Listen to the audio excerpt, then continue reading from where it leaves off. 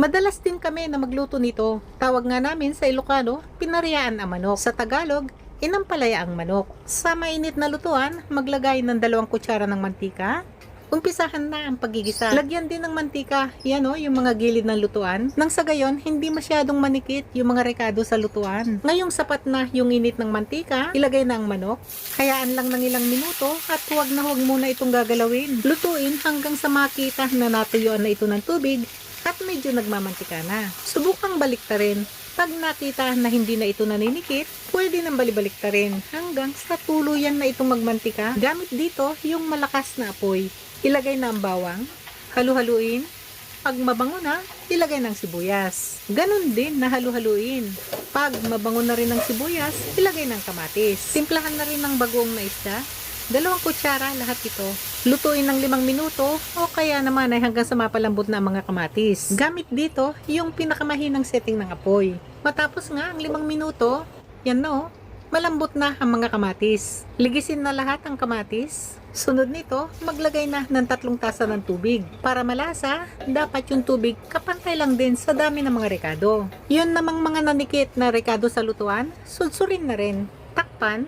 Lutuin ng 30 minutos sa pinakamahinang apoy. Matapos ang 30 minutos, yan na oh, malambot na ang manok. Timplahan na ng chicken powder, 1 kutsarita. Gusto namin dito yung medyo malapot yung sabaw. At para nga mas mapalapot pa yung sabaw nito, lutuin pa ng 5 minuto sa malakas na apoy. Matapos nga ang 5 minuto, yan na oh, kasarapan na yung lapot ng sabaw. Tikman para may husto ang lasa. Naimasan. Isa lang pala to sa maraming klase ng berdeng sili dito. Yung lasa, parang pansigang din. Sunod nang ilagay ang ampalaya. Pag ganito, nasariwa pa yung mga buto, di na kailangan tanggalin.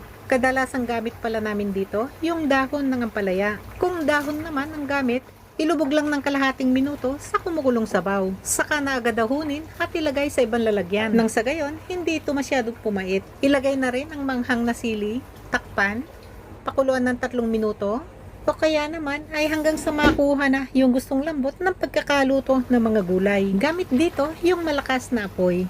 Paalala lang pala, nalutuin lang ang mga ampalaya bago ito iserve. O kaya naman, pagkaluto ng ampalaya, agad itong hanguin at ilagay sa ibang lalagyan. Para naman, hindi masyadong pumait ang sabaw.